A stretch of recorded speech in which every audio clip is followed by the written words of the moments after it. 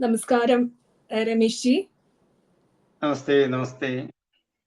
വളരെ ആദരപൂർവം അങ്ങേ ഈ ഇന്റർവ്യൂയിലേക്ക് സ്വാഗതം ചെയ്യുകയാണ്. എല്ലാവർക്കും അങ്ങ് പരിചിതനാണെന്നറിയാം, എങ്കിലും ഒന്നുകൂടെ പരിചയപ്പെടുത്തുകയാണ്. കേരളത്തിലെ ഏറ്റവും മികച്ച ആത്മീയ പ്രഭാഷകരിൽ ഒരാളും ചരിത്ര പണ്ഡിതനും ഒക്കെ ആയിട്ടുള്ള ആദരണീയ പനയം രമേശ് ജിയാണ് നമ്മളോടൊപ്പം ഉള്ളത്. ഞാൻ ലക്ഷ്മി കാണത്ത്. നമസ്കാരം രമേശ് ജി. നമസ്തേ നമസ്തേ. ഇന്ന് അങ്ങയോട് സമകാലീനമായിട്ടുള്ള കുറെ പ്രശ്നങ്ങൾക്ക് ഉത്തരം ചോദിക്കുക എന്നുള്ള ഒരു ദൗത്യമാണ് എന്നിലുള്ളത്. പ്രത്യേകിച്ചും രാമായണ മാസമാകുമ്പോൾ നമുക്കറിയാം, കേരളത്തിലെ ഒരു കുപ്രസിദ്ധ വർഗീയ സംഘടനയുടെ മുഖപത്രമായിട്ടുള്ള ഒരു പത്രത്തിൽ കൂടി ശ്യാംകുമാർ എന്ന പേരുള്ള ഒരു വ്യക്തി നിരന്തരം രാമായണത്തെ അവഹേളിച്ച് ലേഖനങ്ങൾ എഴുതുന്നുണ്ട്. അതിൽ ഏറ്റവും പ്രധാനമായിട്ട് അദ്ദേഹം അപഹസിക്കാനായിട്ട് ഉപയോഗിക്കുന്നത് ബാലിവധമാണ്.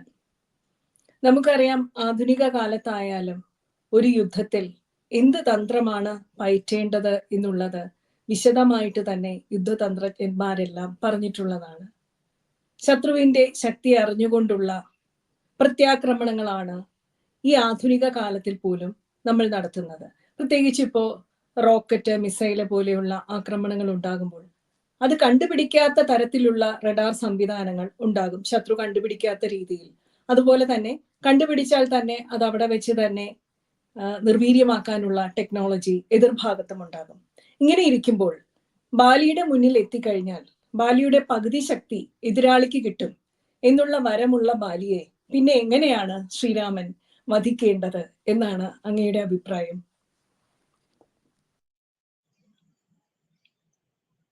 ആദ്യമേ പറയട്ടെ, ഈ വിമർശിക്കുന്നത് ഇപ്പൊ ഇത്തരത്തിലുള്ള വിമർശനങ്ങള് നമ്മുടെ ധർമ്മത്തിന് നേർക്ക് വരുമ്പോ, വർഷങ്ങൾക്ക് മുമ്പ്, ഒരു 10 വർഷത്തിന് മുമ്പൊക്കെ എന്ത് പറഞ്ഞാലും അതേപോലെ കേൾക്കുന്ന ഒരു ജനത ഉണ്ടായിരുന്നു.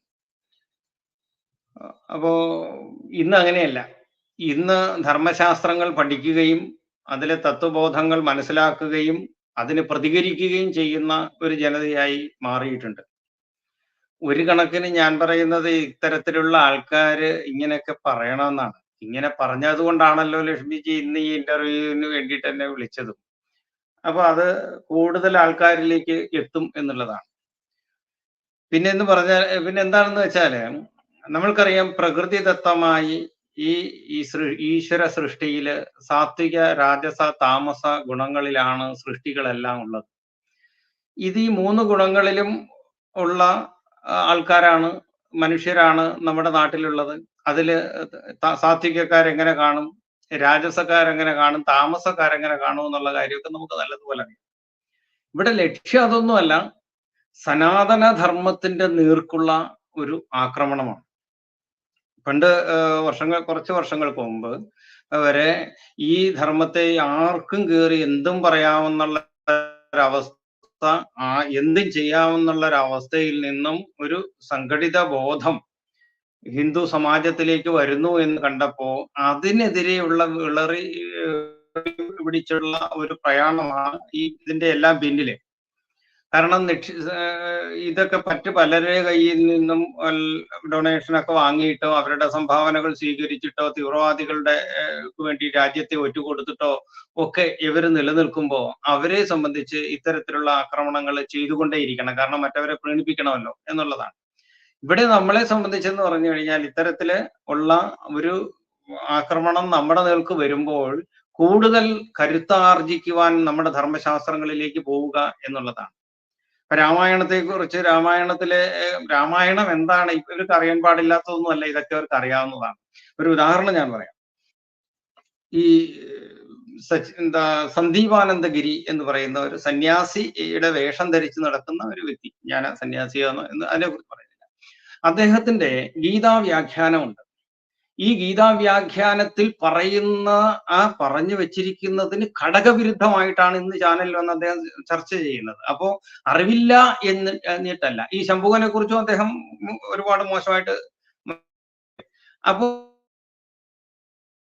അറിവില്ലാഞ്ഞിട്ടല്ല, അദ്ദേഹം രാമനെ കുറിച്ചും രാമൻ ധർമ്മമൂർത്തിയാണെന്ന് പറഞ്ഞ് പല ക്ലാസ്സുകളിലും പല ഇത് ഞാൻ കേട്ടിട്ടുള്ളതാണ്.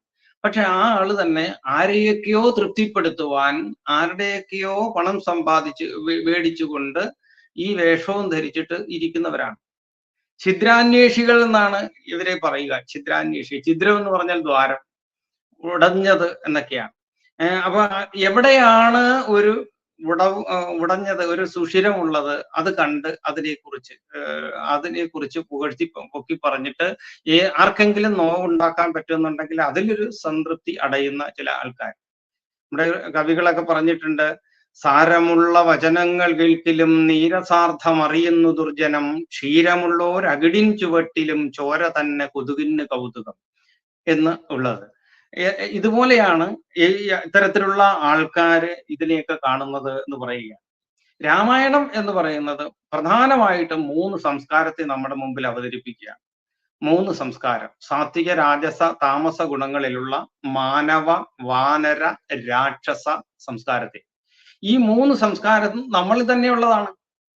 മാനവ സംസ്കാരവും അതേപോലെ രാജസ സംസ്കാരവും രാക്ഷസ സംസ്കാരവും നമ്മളിൽ തന്നെയുള്ളതാണ്. ചപലതയാർന്ന മനുഷ്യരുണ്ട്, രാക്ഷസീയമായ മനുഷ്യരുണ്ട്, മൃഗീയമായ മൃഗങ്ങൾ പോലും ചെയ്യാൻ അറയ്ക്കുന്ന പ്രവൃത്തികൾ ചെയ്യുന്നവരാണ് രാക്ഷസന്മാർ. അപ്പൊ അത് മനുഷ്യരല്ലേ ഏറ്റവും കൂടുതൽ ചെയ്യുന്നത്, മൃഗങ്ങളിൽ നിന്ന് നാണിച്ചു നിൽക്കുകയാണ്. അപ്പോൾ ഈ 3 സംസ്കാരത്തെ നമ്മുടെ മുമ്പിൽ അവതരിപ്പിച്ചിട്ട് നമ്മൾ എങ്ങനെ ഈ സമൂഹത്തിൽ ജീവിക്കണം എന്ന് കാണിക്കാൻ വേണ്ടിയിട്ട് ആണ് രാമായണത്തിലൂടെ ഈ കഥ പറയുന്നത്. പ്രധാനമായിട്ടും ഇതിന്റെ മൂലകൃതിയായിട്ടുള്ള വാൽമീകി രാമായണത്തില് ഈ ശംഭൂകന്റെ കാര്യം വെറുതെ ഒന്ന് പറഞ്ഞു പോവുക മാത്രമാണ് ചെയ്തിട്ടുള്ളത്. വെറുതെ ഒന്ന് പറഞ്ഞു പോയിട്ടേ ഉള്ളൂ. പിന്നെ എങ്ങനെയാണ് ഇത്രയും വ്യാഖ്യാനങ്ങൾ ഇങ്ങനെ തലകീഴായി കിടന്നു എന്ന് മൂലരാമായണത്തിലില്ല. ഞാൻ വാൽമീകി രാമായണത്തിലെ വരികൾ ഞാൻ ഒന്ന് പറയാം. ആ വാൽമീകി രാമായണത്തിലെ വരികൾ എന്ന് പറയാം. ജനങ്ങളെല്ലാം ധർമ്മതൽപരരായിരുന്നു, സ്ത്രീകൾ പതിഭക്തിയുള്ളവരായിരുന്നു. രാമന്റെ ഭരണകാലത്ത് ആർക്കും പുത്രമരണങ്ങൾ കാണേണ്ടി വന്നിട്ടില്ല എന്ന് പറയുമ്പോൾ തന്നെ രാമന്റെ ഭരണത്തില് ധർമ്മം എങ്ങനെ വിളങ്ങിയിരുന്നു എന്ന് വളരെ വ്യക്തമായി കാണുന്നുണ്ട്. ഇനി പറയുന്നുണ്ട് വാൽമീകി രാമായണത്തില്, അമാനുഷാണി കാര്യാണി ചകാര ബഹുശോ ഭുവി ബ്രാഹ്മണസ്യ സുതം ദൃഷ്ട്വാ ബാലം മൃതമകാലതഃ ശോചന്തം ബ്രാഹ്മണം ചാപി ജ്ഞാത്വാ രാമോ മഹാമതിഃ തപസ്യാന്തം വനേ ശൂദ്രം ഹത്വാ ബ്രാഹ്മണ ബാലകാഃ ജീവയാമാസ ശൂദ്രസ്യ ദദൗ സ്വർഗമനുത്തമം ലോകാനാം ഉപദേശാർത്ഥം പരമാത്മാ രഘൂത്തമ. ഇത്രയും ഇതാണ് ശംഭൂകനെ കുറിച്ചുള്ള ഒരു ഉള്ള ഒരു 6 വരികളാണ് അതിൽ ഉള്ള വാൽമീകി രാമായണത്തിൽ ഉള്ളത്. അത് പറയുന്നത് ശ്രീരാമചന്ദ്ര മഹാപ്രഭുവിന്റെ അമാനുഷിക കാര്യങ്ങളെ കുറിച്ച് വർണ്ണിക്കുന്ന ഭാഗത്താണ് പറയുന്നത്. അമാനുഷികങ്ങളായ പല കാര്യങ്ങളും രാമൻ ചെയ്യുകയുണ്ടായി. ഒരിക്കൽ ഒരു ബ്രാഹ്മണന്റെ പുത്രൻ പതിവിന് വിപരീതമായി അകാലത്തിൽ മരിച്ചു. അപ്പൊ ഇവിടെ നേരത്തെ പറഞ്ഞു ബാലമരണങ്ങൾ കേൾപ്പാനില്ലാത്ത ഒരു നാട് എന്ന് പറഞ്ഞു. അപ്പൊ അകാലത്തിൽ മരിച്ചു.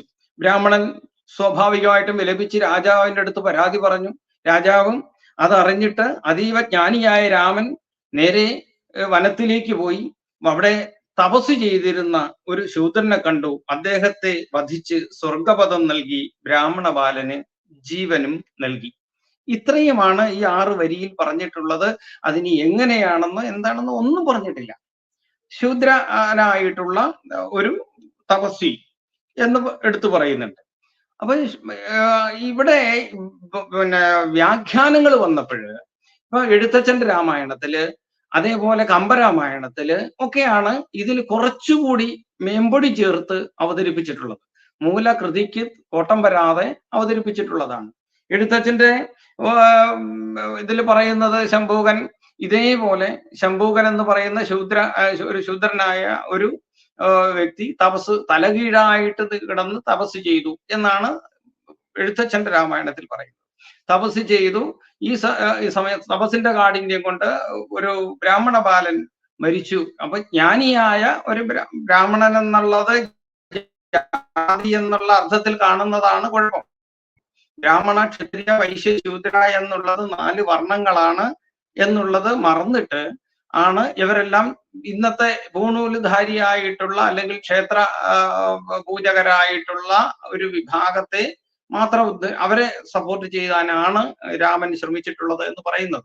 പക്ഷെ അങ്ങനെയൊന്നും എഴുത്തച്ഛന്റെ രാമായണത്തിന് പറയുന്നത് ആ ശൂദ്രൻ തലകീഴായി തപസ് ചെയ്തപ്പോൾ ശൂദ്രൻ തപസ് ചെയ്തു എന്ന് പറയുന്നത് ശൂദ്രന്റെ തലമെന്ന് പറയുന്നത് തന്നെ അറിവില്ലായ്മ എന്ന ഭാവത്തിനാണ് ശൂദ്രത്വം എന്ന് പറയുന്നത്. അപ്പൊ തപസ്സിന്റെ മഹത്വം അറിയാതെ അതിന്റെ സാധ്യതകൾ അറിയാതെ അതുമൂലം ഉണ്ടാകുന്ന ഗുണദോഷങ്ങൾ മനസ്സിലാക്കാതെ ചെയ്യുന്ന ഒരു പ്രവൃത്തി. രാമൻ ചെന്ന് ചോദിച്ചു എന്നാണ്, എന്താണ് തന്റെ പ്രവൃത്തി? ഇങ്ങനെ ഒരു തപസ്സിന് താൻ എനിക്ക് മോക്ഷം കിട്ടാൻ വേണ്ടിയിട്ടാണ്, എനിക്ക് സ്വർഗത്തിലൂടെ മോക്ഷം കിട്ടാൻ വേണ്ടിയിട്ടാണ്. ശരി, നിനക്ക് മോക്ഷം തരാമെന്ന് പറഞ്ഞ് അപ്പോൾ തന്നെ ശിരച്ഛേദം ചെയ്തിട്ട് മോക്ഷം നൽകുകയാണ്. ആ പറഞ്ഞ ശൂദ്രൻ പറഞ്ഞ ജംബൂകൻ പറഞ്ഞതനുസരിച്ചാണ് മോക്ഷം നൽകുന്നത്. മോക്ഷം നൽകുകയും ബ്രാഹ്മണ ബാലന് ജീവൻ നൽകുകയും ചെയ്തു എന്ന് പറയും. ഇത് നേരെ കമ്പരാമായണത്തിലേക്ക് വന്നപ്പോൾ കമ്പര് ഇതേപോലെ വനത്തിൽ ഏകമായ വൃക്ഷത്തിന്റെ മുകളിൽ തൂങ്ങിക്കിടന്ന് തലകീഴായി തൂങ്ങിക്കിടന്ന് താഴെ അഗ്നി ജ്വലിപ്പിച്ചിട്ട് ധൂമപാനം ചെയ്തുകൊണ്ട് തപസ് ചെയ്തു എന്ന് കമ്പരാമായണത്തിൽ വന്നപ്പോഴായി. അപ്പോൾ വാൽമീകിയുടെ ഇതിൽ നിന്നും വരുമ്പോൾ പല വഴിയിലൂടെ വരുമ്പോൾ ഓരോരുത്തരും വ്യാഖ്യാനിക്കുകയാണ്, ഇങ്ങനെ വ്യാഖ്യാനിച്ചിട്ട് പറയുകയാണ്. അപ്പൊ കമ്പരാമായണത്തില് രാവണന്റെ മകളാണ് സീത എന്ന് വരെ കമ്പരാമായണത്തിൽ പറഞ്ഞു വെച്ചിട്ടുണ്ട്. പൂർവ്വ കഥയൊക്കെ എടുത്ത് ഉദ്ധരിച്ചുകൊണ്ട് പറഞ്ഞു വെച്ചിട്ടുണ്ട്. ഇതൊക്കെ ചർച്ച ചെയ്യാം നമുക്ക്. പക്ഷേ അതിനു മുമ്പ് രാമായണം മുഴുവൻ ഒന്ന് വായിച്ചിട്ട് ആ രാമന്റെ യാത്രയുടെ മഹത്വം, രാമൻ ചെയ്തിട്ടുള്ള പ്രവൃത്തികളെല്ലാം അതിനെയെല്ലാം പുകഴ്ത്തുകയും അങ്ങേയറ്റത്തൊരു ചെറിയ പൊട്ട് കണ്ടല്ലോ അതെടുത്ത് എനിക്ക് വികസിപ്പിച്ച് ആ രാമായണത്തെ മുഴുവൻ വാരിത്തേക്കാം എന്ന് പറയുന്ന ഛിദ്രാന്വേഷികളുടെ പ്രവൃത്തിയാണ് ജംബൂക സങ്കല്പം മുഴുവൻ.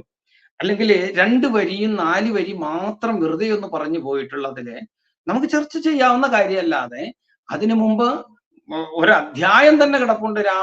ഓരോ അധ്യായത്തിന് വലിപ്പമുള്ള പല നന്മയുടെ സന്ദേശങ്ങൾ കിടക്കുമ്പോൾ രാമരാജ്യം എങ്ങനെയായിരിക്കണമെന്ന് വാൽമീകി രാമായണത്തിൽ 33-ാം സർഗത്തിൽ പറഞ്ഞു കൊടുക്കുന്ന ആ വരികളൊന്ന് എടുത്തു നോക്കിക്കഴിഞ്ഞാൽ എങ്ങനെ ഒരു രാമരാജ്യമാകാം, അതിന് വേണ്ടത് എന്തൊക്കെയാണ് വളരെ വ്യക്തമായിട്ട് ഭരതനോട് പറഞ്ഞു കൊടുക്കുന്നുണ്ട്. ചിത്രകൂടത്തിൽ വെച്ചിട്ട് അച്ഛന്റെ മരണം രാമനെ അറിയിക്കാതെ, ഒരുപക്ഷെ വാൽമീകി ചെയ്തത് ചിത്രകൂടത്തിൽ രാമനും അമ്മമാരും ഒക്കെ ആയിട്ട് വരുമ്പോ എന്തിനാ അച്ഛനെ അവിടെ ഒറ്റയ്ക്കാക്കിയിട്ട് വന്നത് എന്ന് ചോദിച്ചിട്ട് മുഴുവൻ രാമരാജ്യം എങ്ങനെയായിരിക്കണമെന്ന് പറഞ്ഞു കൊടുക്കുകയാണ്. കാരണം അച്ഛനോടൊപ്പം ജീവിച്ചത് കൊണ്ട് ഭരണകാര്യങ്ങളെല്ലാം ചെയ്ത് പഴക്കമുണ്ട്. പക്ഷെ കേകയ തായിരുന്നു ഭരതനും ശത്രുഘ്നും കൂടുതൽ സമയം അമ്മാവന്മാരോടൊപ്പമായി, യുധാജിത്തിനോടൊപ്പമായിരുന്നു. അതുകൊണ്ട് തന്നെ രാജഭരണങ്ങളിൽ ഭരതന് വലിയ നൈപുണ്യമില്ല എന്നറിഞ്ഞ ശ്രീരാമൻ ഈ ഒരു ചെറിയ വേളയില് വാൽമീകി മഹർഷി അച്ഛന്റെ മരണം അറിഞ്ഞു കഴിഞ്ഞാൽ പിന്നെ ഇത് പറയാൻ പറ്റില്ലല്ലോ, ആ ദുഃഖത്തിൽ ഇത് പറയാൻ പറ്റില്ലല്ലോ എന്നുകൊണ്ട് പറയുന്ന ഓരോ സന്ദർഭങ്ങളും ഒന്ന് വിശകലനം ചെയ്ത് നോക്കിക്കഴിഞ്ഞാൽ ഈ രാമരാജ്യത്തിന്റെ എന്തുകൊണ്ടാണ് രാമരാജ്യം വരണം എന്നുള്ളതിന്റെ മഹത്തായ ഒരു ചിത്രം നമുക്ക് കിട്ടും. ഇന്നത്തെ വലിയ ചിന്തകന്മാർക്ക് പോലും കഴിയാത്ത മഹത്തായ ഒരു സന്ദേശമാണ് രാമരാജ്യത്തിലൂടെ ആ വാൽമീകി നൽകുന്നത്. ആരും കാണുന്നില്ല, അത് കാണുന്നില്ല. കാരണം നാടിന് പ്രയോജനമുള്ളതാണ്, ജനങ്ങൾക്ക് പ്രയോജനമുള്ളതാണ്, അത് ആവശ്യമില്ല. കാരണം ഛിദ്രാന്വേഷികൾക്ക് നന്മയുടെ ഭാവം നോക്കാൻ താല്പര്യമില്ല എന്നുള്ളതാണ് ഇതിൽ നിന്ന് മനസ്സിലാക്കേണ്ടത്. എന്തായാലും വളരെ വ്യക്തമായിട്ട് തന്നെ ശംഭുക വധത്തിന്റെ ഒരു വാസ്തവം പറഞ്ഞു തന്നു. ഇവിടെ ഓർമ്മ വരുന്നത്, ഇനി അഥവാ ശംഭൂകൻ തലകീഴായി കിടന്നുകൊണ്ട് തപസ് ചെയ്യുന്നു എന്ന് കരുതുക. സത്യത്തിൽ നമ്മുടെ താപസ സങ്കല്പങ്ങൾക്ക് എതിരായിട്ടുള്ള ഒരു പ്രക്രിയയല്ലേ അത്? പടിപടിയായിട്ട് ആത്മീയമായിട്ട് ഉയർന്നാണ് ഒരു സാധകൻ തപസ്സിന്റെ മോക്ഷപ്രാപ്തിയിലേക്ക് എത്തുന്നത്. ഇത് കേൾക്കുമ്പോൾ ഓർമ്മ വരുന്നത്, ഏതാനും വർഷങ്ങൾക്ക് മുമ്പ് നമ്മുടെ ശബരിമല സന്നിധാനം അലങ്കോലമാക്കാൻ ചില അധികാരികൾ ശ്രമിച്ചപ്പോൾ അവിടെ അന്ന് അധികാരത്തിലുണ്ടായിരുന്ന ഒരു മന്ത്രി പറയുകയുണ്ടായി, ഞങ്ങൾ മന്ത്രിമാർക്ക് വേണമെങ്കിൽ തന്ത്രിപ്പണിയും ചെയ്യാൻ സാധിക്കുമെന്ന്. അതായത് ഹൈന്ദവ ആചാരങ്ങളെയെല്ലാം തൃണവൽക്കരിച്ചുകൊണ്ട് അങ്ങനെ ഇതുവരെ നിലവിലില്ലാത്ത ഒരു ആചാരം ഞങ്ങൾ തുടങ്ങുമെന്ന് പറഞ്ഞാൽ നമ്മൾ ഹൈന്ദവ വിശ്വാസികൾ അതിനെ എതിർക്കുമല്ലോ തീർച്ചയായിട്ടും. അപ്പോ രാജാവ് എന്നുള്ള രീതിയിൽ ആത്മീയ അന്വേഷകൻ അല്ലെങ്കിൽ ഒരു താപസൻ അത്തരത്തിൽ തലകീഴായി കിടന്നുകൊണ്ടല്ല തപസ് അനുഷ്ഠിക്കേണ്ടത് എന്നുള്ള ഒരു ധർമ്മം നടപ്പിലാക്കാൻ തീർച്ചയായിട്ടും രാജാവ് എന്നുള്ള നിലയിൽ ശ്രീരാമന് അധികാരമുണ്ട് എന്നുള്ളത് അങ്ങ് അംഗീകരിക്കുന്നില്ലേ? തീർച്ചയായിട്ടും. അതിനു മുമ്പ് ഇപ്പൊ നമ്മൾക്കറിയാം ഈ തപസ് ചെയ്യുന്നത് എന്തിനു വേണ്ടിയിട്ടാണെന്ന്. കാരണം പല വരങ്ങളും നമ്മൾക്ക് പിടിച്ചെടുക്കാൻ വേണ്ടി. ഇപ്പൊ രാവണൻ തന്നെ തപസ് ചെയ്തിട്ടാണ് ചന്ദ്രഹാസം ഒക്കെ പിടിച്ചെടുത്തത്. ഹിരണ്യകശിപു തപസ് ചെയ്തിട്ടാണ് എന്താണ് എനിക്ക് മരണമില്ലാത്ത അവസ്ഥ ഉണ്ടാവണമെന്ന് പറഞ്ഞു. അപ്പൊ അത് പറ്റില്ല, ഉണ്ടായവരെല്ലാം മരിക്കണം. അപ്പൊ പിന്നെ ആലോചിച്ചു മരണമില്ലാതാവാൻ എന്ത് ചെയ്യണം. അതനുസരിച്ചാണ് രാവിലെ പകലും രാത്രിയിലും എന്നെ കൊല്ലാൻ പാടില്ല, ആയുധം ഉപയോഗിക്കാൻ പാടില്ല, ആകാശത്തോ ഭൂമിയിലോ പാതാളത്തിലോ വെച്ച് പാടില്ല, ജലത്തിൽ വെച്ച് പാടില്ല, ഇങ്ങനെയൊക്കെ കുറേ കാര്യങ്ങൾ ചിന്തിച്ചപ്പോ ഇതിലൊന്നും അല്ലെങ്കിൽ പിന്നെ എങ്ങനെ കൊല്ലാൻ പറ്റും? എന്നാൽ ഈ സിസ്റ്റത്തിന്റെ നിയാമകന് ഇതിനപ്പുറം എല്ലാം ചെയ്യാൻ കഴിയുമെന്നുള്ള ചിന്ത അവിടെ വരുന്നില്ല എന്ന് പറയാം. ഇവിടെ പ്രശ്നം എന്താണെന്ന് വെച്ചാല് ഏതൊരു പ്രവൃത്തിക്കും അതിന് കർമ്മത്തിന് കർമ്മഫലമുണ്ട്. അപ്പോ ഈ സാധകൻ ചെയ്യുന്ന ഏതൊരു പ്രവൃത്തിക്കും ആ പ്രവൃത്തി നിഷ്ഠയായിട്ട് ചെയ്താൽ അതിന് ഫലമുണ്ട്. ഇപ്പൊ ശംഭൂകൻ ശൂദ്രൻ എന്ന് പറഞ്ഞിരിക്കെ കൊണ്ട് വിധിപ്രകാരമല്ല എന്നുള്ളത് കാണിക്കാനാണ് ശൂദ്രത്വം അവിടെ കൊടുത്തത്. ഇല്ലെങ്കിൽ ശംഭൂകൻ എന്ന് പറഞ്ഞാൽ മതിയായിരുന്നു. എന്തുകൊണ്ടാണ് ശൂദ്രനായ ശംഭൂകൻ എന്ന് പറഞ്ഞത്? ആ അറിവില്ലായ്മയാണ് ശൂദ്രത എന്നുള്ളതാണ്. നമ്മളിലുള്ള അറിവില്ലായ്മ ഉണ്ടെങ്കിൽ നമ്മൾ ശൂദ്രനാണ്. നമ്മൾ അറിവ് നേടിയാൽ നമ്മൾ ബ്രാഹ്മണനാണ്. നമ്മൾ വ്യവസായ കാര്യങ്ങളിൽ ഇടപെടുമ്പോൾ നമ്മൾ വൈശ്യനാണ്.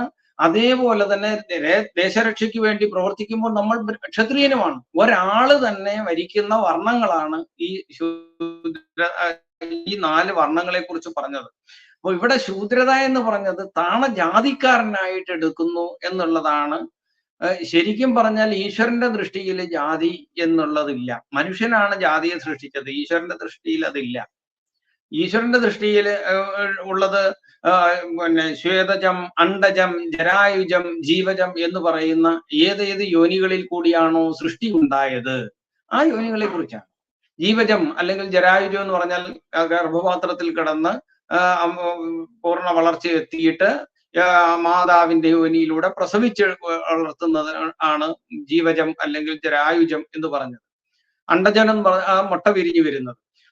പിന്നെ ശ്വേതജം എന്ന് പറഞ്ഞാൽ ഊഷ്മാവിൽ നിന്നുണ്ടാകുന്ന കൃമികൾ.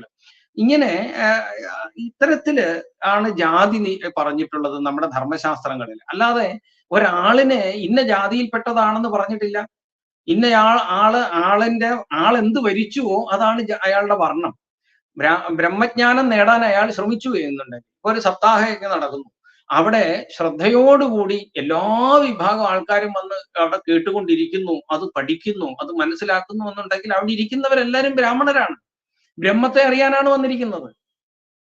അപ്പം ബ്രാഹ്മണൻ എന്താണ് എന്ന് വജ്രസൂചിക ഉപനിഷത്ത് മനോഹരമായി പറഞ്ഞു. അത് ക്ഷേത്രത്തിലെ പൂജ ചെയ്യുന്നവര് എന്ന അർത്ഥത്തിലല്ല. അങ്ങനെ ആയിക്കൂടാന്നില്ല. അവർ ബ്രഹ്മജ്ഞാനി ആണെങ്കിൽ തീർച്ചയായിട്ടും ഒരു ബ്രാഹ്മണരാണ്. അത് ആ ബ്രഹ്മജ്ഞാനം നേടിയില്ല എങ്കിൽ അത് ജാതി സമുദായത്തിൽപ്പെട്ട ഒരാളെന്ന് പറയാനേ പറ്റുള്ളൂ. ധർമ്മശാസ്ത്രം അത് അംഗീകരിക്കുന്നില്ല. അപ്പൊ ഇവിടെ ഈ പറയുന്ന രീതിയിൽ പോയി ബ്രഹ്മാവിനെ തപസ് ചെയ്യുന്ന സമയത്ത് ബ്രഹ്മാവ് വന്നിട്ട് വരം കൊടുക്കും. ഈ വരം കൊടുത്തു കഴിഞ്ഞാൽ പിന്നെ ആ വരം കൊടുത്ത് അഹങ്കരിക്കുന്ന അറിവില്ലായ്മയ്ക്ക് വരം കൊടുത്തു കഴിഞ്ഞാൽ ഉണ്ടാകുന്ന ദുരിതങ്ങളെ ഇല്ലാതെയാക്കാൻ ഭഗവാൻ തന്നെ വീണ്ടും അതിന് വഴിയുണ്ടാക്കണം. ഇത് അറിഞ്ഞുകൊണ്ട് തന്നെയാണ് ശ്രീരാമചന്ദ്ര മഹാപ്രഭു ശൂദ്രതയിൽ നിന്നുകൊണ്ട് അറിവില്ലായ്മയിൽ നിന്നുകൊണ്ട് ചെയ്യുന്ന ഈ പ്രവൃത്തി നേരെ അദ്ദേഹത്തിനോട് ചോദിച്ചു എന്താ വേണ്ടത് എന്ന്. അപ്പൊ എനിക്ക് മോക്ഷമാണ് വേണ്ടത്. ശരി, മോക്ഷം തന്നേക്കാം, ശരി ഇവിടെ വെച്ച് സ്റ്റോപ്പ് ചെയ്തോളൂ, മോക്ഷം കൊടുക്കുകയാണ് ചെയ്തത്. അല്ലാതെ വധിച്ചു എന്ന് പറഞ്ഞിട്ട് അതിനകത്ത് രണ്ടിടത്തും എഴുത്തച്ഛനും പറയുന്നു, കമ്പനും പറയുന്നത് മറ്റതിൽ പറയുന്നതേ ഇല്ല, വാൽമീകി അത് പറയുന്നതേ ഇല്ല. ഇവർ രണ്ടുപേരും പറയുന്നത് അദ്ദേഹത്തിന് സ്വർഗം കൊടുത്തു എന്നാണ്. ഒരിടത്ത് മോക്ഷം കൊടുത്തു എന്നും ഒരിടത്ത് സ്വർഗം കൊടുത്തു എന്നും. ഇത് രണ്ടിനും അല്ലേ ഇവർ ഈ തപസ് ചെയ്തത്. അത് കൊടുത്തു കഴിഞ്ഞിട്ടും പിന്നെയും രമേശ് ഇപ്പം പറഞ്ഞോളൂ. സമകാലീനമായിട്ടുള്ള ഒരു സംഭവവുമായിട്ട് ചേർത്ത് നമ്മൾ വ്യാഖ്യാനിക്കുകയാണെങ്കിൽ, നമ്മൾ ഈ അടുത്തയിടെ പത്രങ്ങളിൽ ഒരു വാർത്ത കണ്ടിരുന്നു. നരബലി നടത്തുന്ന ചില ആചാരങ്ങളെ കുറിച്ചിട്ടും ക്രിമിനൽസ്, അവരെ കുറ്റവാളികളെ കുറിച്ചിട്ട്. അതായത് ഒരു സമൂഹത്തിൽ ഒരു വ്യക്തിക്ക് തോന്നുന്ന രീതിയിൽ ആചരിക്കാനുള്ളതല്ല ധർമ്മം എന്നുള്ളതാണ് ഇവിടെ പ്രസക്തമായി തോന്നുന്നത്, അല്ലെ? അത് രാജാവിന്റെ ഉത്തരവാദിത്വം. ഇപ്പൊ എങ്ങനെയാണോ നമ്മുടെ പോലീസ് ഇടപെട്ട് അല്ലെങ്കിൽ നിയമ സംവിധാനങ്ങൾ ഇടപെട്ട് ഏതെങ്കിലും ഒരു ആചാരത്തിന്റെ പേരിന്റെ അല്ലെങ്കിൽ ആചാരത്തിന്റെ മറവിൽ തോന്നിയതുപോലെ ചില സംഭവങ്ങൾ നടത്തുമ്പോൾ നിയമം ഇടപെടുന്നത്, അതുപോലെ രാജാവിന് ഇങ്ങനെ അറിവില്ലായ്മയിൽ നിന്ന് നടത്തുന്ന ഒരു തലകീഴായി നടത്തുന്ന ഒരു തപസ്സിൽ ഇടപെടാൻ തീർച്ചയായിട്ടും അധികാരമുണ്ട്. ആത്മഹത്യ ചെയ്യുന്നവരുടെ നേരെ കേസെടുക്കുന്ന ഒരു കാലഘട്ടത്തിൽ തീർച്ചയായിട്ടും ഒരു ശരീരപീഡനം എന്ന് പറയുന്ന രീതിയിലും രാജാവിന് ഇടപെടാൻ അവകാശമുണ്ട്. ഇതെല്ലാം അറിഞ്ഞു വെച്ചുകൊണ്ട് തന്നെയാണ് അങ്ങ് പറഞ്ഞതുപോലെ ഛിദ്രാന്വേഷികള് ഇതിനെതിരെ പ്രതികരിക്കുന്നത്. അപ്പോൾ മറ്റൊരു ചോദ്യം ഉദിക്കുന്നുണ്ട്. ശ്രീരാമ ഭഗവാനെ ഇവിടെ ജാതി വ്യവസ്ഥയുടെ ചട്ടക്കൂടിൽ ഒതുക്കാൻ നോക്കുമ്പോൾ നമുക്ക് തന്നെ അറിയാം, മുനികുമാരൻ അദ്ദേഹം ശൂദ്രനായിട്ടുള്ള ഒരു വ്യക്തി തന്നെയാണ് ശ്രവണകുമാരന്റെ മാതാപിതാക്കൾ എന്നാണ് നമ്മൾ അറിയുന്നത്, അല്ലെ? ശ്രവണകുമാരന്റെ മാതാപിതാക്കളിൽ നിന്ന് ശാപമേൽക്കേണ്ടി വന്ന ദശരഥ മഹാരാജാവ് മുന്നിലുണ്ട് തീർച്ചയായിട്ടും. അപ്പോ അതുപോലെ തന്നെ നിഷാദ രാജാവ്, അതായത് കാട്ടിലെ വേടന്മാരുടെ അല്ലെങ്കിൽ കാട്ട് വനവാസികളുടെ രാജാവായിട്ടുള്ള ഗുഹൻ, അദ്ദേഹത്തിന്റെ സഹായത്തോടു കൂടിയിട്ടാണ് അദ്ദേഹത്തിന്റെ സഹായത്തോടു കൂടിയിട്ടാണ് ശ്രീരാമ ഭഗവാൻ നദി കടക്കുന്നത്. അവിടെ അദ്ദേഹത്തിനെ കെട്ടിപ്പിടിക്കുന്നുണ്ട്. അതുപോലെ തന്നെ നളനും നീലന്മാരുമായിട്ടുള്ള വിശ്വകർമാവിന്റെ പുത്രന്മാരാണ് അദ്ദേഹത്തിന് സമുദ്രലംഘനത്തിന് വേണ്ടുന്ന, ഇന്നത്തെ ഭാഷയിൽ പറഞ്ഞാൽ എഞ്ചിനീയറിംഗ് സ്കിൽസ് ഉപയോഗിച്ചിട്ട് അവിടെ സേതുബന്ധനം നടത്തുന്നത്. അപ്പൊ ഇവിടെ ഒക്കെയും എല്ലാ തരത്തിലുള്ള വ്യക്തികളും സഹകരണത്തോടു കൂടിയിട്ടാണ് ധർമ്മരക്ഷയ്ക്ക് ഭാഗമാകുന്നത്. എന്നിട്ടും അവിടെ ബ്രാഹ്മണൻ എന്നുള്ള രീതിയിൽ വ്യാഖ്യാനിച്ച് മനഃപൂർവ്വം ഈ ക്ഷുദ്രാന്വേഷികൾ ചെയ്യുന്ന, അങ്ങ് പറഞ്ഞു, ഉദാഹരണം പറഞ്ഞാൽ നമ്മൾ ഓരോരുത്തരും നമ്മുടെ മക്കളെ പഠിപ്പിക്കുമ്പോൾ നമ്മൾ ബ്രാഹ്മണരാകുകയാണ്, പഠിപ്പിക്കുകയാണ്, അറിവ് നൽകുമ്പോൾ ബ്രാഹ്മണരാകുന്നു. അതുപോലെ നമ്മുടെ കുടുംബത്തിന് വേണ്ടി നമുക്ക് കായികമായിട്ട് തന്നെ പ്രതികരിക്കേണ്ടി വരുമ്പോൾ നമ്മൾ ക്ഷത്രിയരാകുന്നു. അതുപോലെ നമ്മൾ വീട്ടിൽ തന്നെ ഒരു ബിസിനസ് ചെയ്യുകയാണെങ്കിൽ വൈശ്യരാകുന്നു. അതുപോലെ ഞാനാണ് ഉദാഹരണം, എന്റെ വീട് വൃത്തിയാക്കുന്നു അല്ലെങ്കിൽ എന്റെ ബാത്റൂം എല്ലാം വൃത്തിയാക്കുന്നു. അപ്പൊ നമ്മൾ ശൂദ്രരുടെ ഒരു ജോലി തന്നെയാണ് ചെയ്യുന്നത്, അല്ലെങ്കിൽ ലേബറായിട്ട് വീട്ടിൽ തന്നെ മാറുന്നു. നമ്മൾ തന്നെ ഇതെല്ലാമായി മാറുന്നു എന്നുള്ളത് അറിഞ്ഞു വെച്ചുകൊണ്ട് തന്നെയാണ് ഈ ആരോപണങ്ങൾ വരുന്നത്. ഇങ്ങനെ ഉള്ളപ്പോൾ അങ്ങ് രാമായണത്തിൽ നിന്ന് ശ്രീരാമ ഭഗവാൻ കണ്ടുമുട്ടുന്ന ഇതര ജാതി വിഭാഗങ്ങളിലുള്ളവരുടെ മഹത്വം കൂടി ഞങ്ങളെ ഒന്ന് ബോധവൽക്കരിക്കണം എന്ന് അഭ്യർത്ഥിക്കുകയാണ്. അതിപ്പം ഇപ്പം തന്നെ പറഞ്ഞു, നിഷാദ രാജാവായിട്ടുള്ള ഗുഹന്റെ കാര്യം പറഞ്ഞു. ഗുഹൻ കണ്ട് ശ്രീരാമചന്ദ്ര മഹാപ്രഭു എഴുന്നള്ളുന്നു എന്ന് കണ്ടപ്പോൾ തന്നെ ഭയഭക്തിയോടുകൂടി സ്വീകരിക്കുകയാണ്. അങ്ങോട്ട് ചോദിക്കുന്നതിന് മുമ്പേ തന്റെ രാജ്യം തന്നെ കൊണ്ട് കാൽക്കൽ വെക്കുകയാണ്. പക്ഷെ അതിനല്ല ഞാൻ വന്നത്, ഞാൻ ആരുടെയും ഔദാര്യം അല്ല, ആതിഥ്യം സ്വീകരിക്കാനോ രാജ്യം സ്വന്തമാക്കാനോ അല്ല വന്നത്, എനിക്ക് വനത്തിലാണ് വസിക്കേണ്ടത്, ഞാൻ അങ്ങേട്ട് പോവാണെന്നാ പറഞ്ഞു. അതിനുള്ള വഴി ഒരുക്കാനാണ്. എന്ത് വേണം, രാജകൊട്ടാരത്തിലേക്ക് കൊണ്ടുപോയി വേണ്ടതെല്ലാം ചെയ്യാമെന്ന് പറഞ്ഞിട്ട് ഒന്നും അതിന് ഇവിടെ മാത്രമല്ല എല്ലായിടവും 14 വർഷവും വനത്തിൽ തന്നെയാണ് കഴിഞ്ഞു കൂടുന്നത്. അല്ലെങ്കിൽ മറ്റൊരു രാജധാനിയിലും പ്രവേശിക്കാതെ അതിന് പുറത്ത് വനത്തിന് തുല്യമായ പ്രദേശങ്ങളിലാണ് രാമൻ കഴിഞ്ഞുകൂടുന്നത്. ലക്ഷ്മണനെ പറഞ്ഞു വിടുന്നുണ്ട്, പക്ഷെ രാമൻ പോയിട്ടില്ല. രാമനെയാണല്ലോ അയക്കുന്നത്, ലക്ഷ്മണൻ കൂട്ടിന് പോവുകയാണ്. അപ്പൊ എന്നുള്ളതാണ്. ഇനി അത് കഴിഞ്ഞിട്ട് പ്രധാനമായിട്ടും നമുക്ക് കാണാൻ സാധിക്കുന്ന ശബരി മാതാവിനെ കാണാം. നമുക്ക് ഈ ശബരി മാതാവ് കാട്ടാള സ്ത്രീയാണ്. കാട്ടാള സ്ത്രീ ആയിട്ടുള്ള ശബരി മാതാവിനെ കാണുന്ന സമയത്ത് അയിത്തമൊന്നും, അത് എഴുത്തച്ഛൻ കുറച്ചുകൂടി മനോഹരമാക്കിയിരിക്കുന്നത് ഫലമൂലാദികൾ ശേഖരിക്കുന്ന വേളയില് നല്ല മധുരമുള്ള പഴങ്ങൾ ആണോ എന്ന് പരിശോധിച്ചറിയാൻ വേണ്ടി കടിച്ചു നോക്കിയെന്നാണ്. ലക്ഷ്മണൻ അത് കണ്ടപ്പോൾ ഒരു വിഷമമൊക്കെ തോന്നി എന്നൊക്കെയാണ് എഴുത്തച്ഛൻ പറഞ്ഞത്. അപ്പോ പറയുന്നുണ്ട്, ആ മനസ്സ് കാണുക, ഏറ്റവും ശ്രേഷ്ഠമായത് എൻ്റെ പ്രിയപ്പെട്ടവന് നൽകണമെന്ന താല്പര്യത്തോടു കൂടി. അപ്പോൾ ശബരി, ഏറ്റവും താഴ്ന്ന ജാതിയിൽപ്പെട്ട ശബരി മാതാവ് കടിച്ച് തുപ്പിയ ഉച്ഛിഷ്ടമാണ് യഥാർത്ഥത്തിൽ രാമൻ അമൃത് പോലെ കഴിക്കുന്നത്. ഇതെല്ലാവർക്കും അറിയാൻ പാടില്ലാഞ്ഞിട്ടൊന്നും അല്ല, അറിയാൻ പാടില്ല ഇല്ലാഞ്ഞിട്ടൊന്നുമല്ല. ഇതെല്ലാം ഇവർക്കറിയാം. ഇതെല്ലാം ഇവർ പറഞ്ഞിട്ടുള്ളതുമാണ്, അറിയാവുന്നതുമാണ്. പക്ഷെ അവിടെ ചെല്ലുമ്പോൾ അത് വെച്ചിട്ട് നമുക്കൊരടി കൊടുക്കാമല്ലോ ഈ ഹിന്ദുക്കൾക്ക് എന്ന് കരുതിയിട്ട് സന്തോഷിക്കാൻ വേണ്ടിയിട്ട് മാത്രമാണ് അവരിത് പറയുന്നത്. അതുകൊണ്ട് കുഴപ്പമൊന്നുമില്ല. കൂടുതൽ കാര്യങ്ങൾ ആഴത്തിലേക്ക് അറിയാനും മറ്റു സമൂഹത്തിലുള്ള ജനതയ്ക്ക്, ഹിന്ദു സമാജത്തിലുള്ളവർക്ക് പോലും കൂടുതൽ കൂടുതൽ കാര്യങ്ങൾ മനസ്സിലാക്കാനും ഇവരൊരു വഴിയിട്ട് തരുന്നു എന്നുള്ളതാണ്. എത്രമാത്രം ഈ ധർമ്മത്തെ എതിർക്കുന്നുവോ അത്രമാത്രം ആഴത്തിലേക്ക് ഇറങ്ങിച്ചെല്ലാനുള്ള ഒരു മനസ്സ് ഈ ധർമ്മം നമ്മൾക്ക് തന്നിട്ടുണ്ട്. അതുകൊണ്ട് ഇവരുടെയൊക്കെ പ്രവൃത്തി ഈ ഞാൻ നല്ലതാണെന്നേ പറയുള്ളൂ. കാരണം ഇങ്ങനെയൊക്കെ ആരെങ്കിലും ഉണ്ടാകുമ്പോഴേ, ഇപ്പം ഗണപതി മിത്താണ് എന്ന് പറഞ്ഞപ്പോഴത്തേക്കും എവിടുന്നെല്ലാമാണ് പൊട്ടിത്തെറി ഉണ്ടായത്. ഇതല്ലെങ്കിൽ ശാന്തമായി കിടന്ന ഹിന്ദു സമാജത്തിന്റെ നേർക്കൊരു ബോംബിട്ട് കൊടുത്ത് ഉണർത്തിയതുപോലെ ആയിരുന്നു ഗണപതിയുടെ മിത്ത് എന്ന ഷംസീർ പറഞ്ഞത്. പക്ഷെ അവിടെയെല്ലാം നമ്മൾക്ക് കാണാൻ കഴിയും, ഈ ധർമ്മത്തെ ഉദ്ധരിക്കാൻ വേണ്ടിയിട്ട്, ധർമ്മത്തെ ഒന്നുകൂടി ഓർമ്മപ്പെടുത്തുവാൻ വേണ്ടിയിട്ട് ഈശ്വരൻ തന്നെയായിരിക്കും ഒരു പക്ഷേ ഇവരെ കൊണ്ട് ഇതൊക്കെ പറയിപ്പിക്കുന്നത്. അപ്പൊ ഈ ധർമ്മശാസ്ത്രങ്ങളൊക്കെ പഠിക്കാനും ഒക്കെ നമുക്ക് വഴിയുണ്ടാവും എന്നുള്ളതാണ് എനിക്കിതിൽ നിന്നും മനസ്സിലായി. ശബരിമാതാവ് മാത്രം മതി, ഒറ്റ ഉദാഹരണം മാത്രം വെച്ചാൽ മതി. ആ ശബരിമാതാവിനോളം പോകുന്നത് ഒന്നും ഉണ്ടാവില്ല. പിന്നെ ഈ വാനരവംശം എന്ന് പറയുന്ന വംശം, യഥാർത്ഥത്തിലെ വാനരവംശം ഇന്ന് കാണുന്ന വാനരന്മാരാണ് എന്നർത്ഥമില്ല. ഇപ്പം മൂഷിക വംശം എന്ന് പറയുന്ന ഒരു വംശം കൊടുങ്ങല്ലൂർ ഉണ്ടായിരുന്നു എന്ന് പറയപ്പെടുന്ന ഒരു രാജവംശം ഉണ്ടായിരുന്നു. അവരെല്ലാം മൂഷികരായിരുന്നില്ല. മൂഷികൻ എന്ന് പറഞ്ഞ എലി എന്നാണ്. അപ്പൊ കൊടുങ്ങല്ലൂര് മൂഷിക വംശം എന്ന് പറഞ്ഞൊരു വംശം ഉണ്ടായിരുന്നതായിട്ട് പറയപ്പെടുന്നു. അതേപോലെ നാഗവംശം എന്ന് പറയുന്ന നാഗന്മാര്, ഇന്ന് നാഗാലാൻഡിലെ നാഗന്മാരാണെന്ന് അവരെ പറയുന്നത്. അവരാരും പാമ്പുകളല്ല, അവരൊക്കെ മനുഷ്യരാണ്. പക്ഷെ വംശത്തിന്റെ പേരിൽ അറിയപ്പെടുന്നു എന്നുള്ളതാണ്. വാൽമീകി രാമായണം നോക്കുമ്പോൾ നമുക്കത് വ്യക്തമായിട്ട് മനസ്സിലാവുകയും ചെയ്യും. കാരണം രാജവീതിക്ക് ഇരുവശവുമായിട്ട് അഭിമുഖമായി വെച്ചിരിക്കുന്ന മണിമേടകളാണ് ലക്ഷ്മണൻ കാണുന്നത് കിഷ്കിന്ധയിലേക്ക് കടന്നു ചെല്ലുമ്പോഴെന്നാണ് പറയുന്നത്.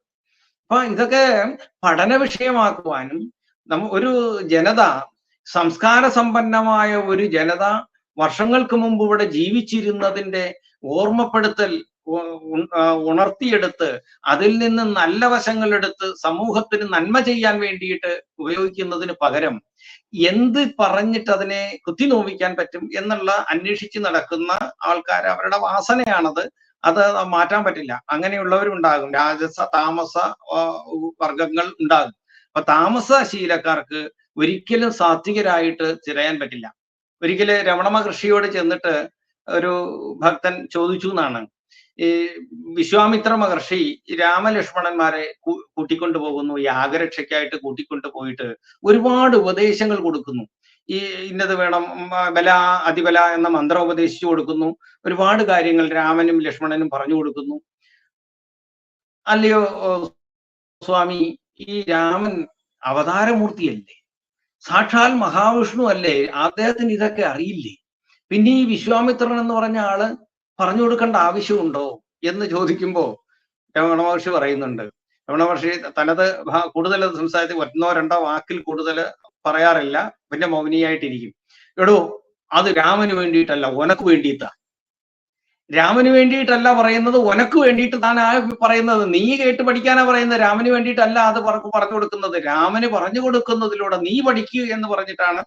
ഇതുപോലെയാണ് നമ്മുടെ ധർമ്മശാസ്ത്രങ്ങൾ ചെയ്തു വെച്ചിരിക്കുന്നത്. അവര് ഭഗവാൻ അർജുനെ ഉപദേശിച്ചു, അർജുനെ നിമിത്തമാക്കിക്കൊണ്ട് നമ്മൾക്ക് തന്ന അറിവാണ് ഗീതോപദേശം എന്ന് പറയുന്നത്. അപ്പൊ ഇതുപോലെ ധർമ്മശാസ്ത്രങ്ങളുടെ പഠനത്തിന് നമ്മൾക്ക് കിട്ടേണ്ടുന്ന ഓരോ കാര്യങ്ങളും നമ്മൾ എടുത്തത് ചിന്തകൾക്ക് വിധേയമാക്കാൻ വേണ്ടിയിട്ടാണ്. ഇപ്പം വാൽമീകിയുടെ മൂലകൃതി കാതലായ ആ കഥയ്ക്ക് മാറ്റം വരാതെ ആയിരക്കണക്കിന് രാമായണം എഴുതിയിട്ടുള്ളത്, ആയിരക്കണക്കിന് രാമായണം എഴുതിയിട്ടുള്ളത്.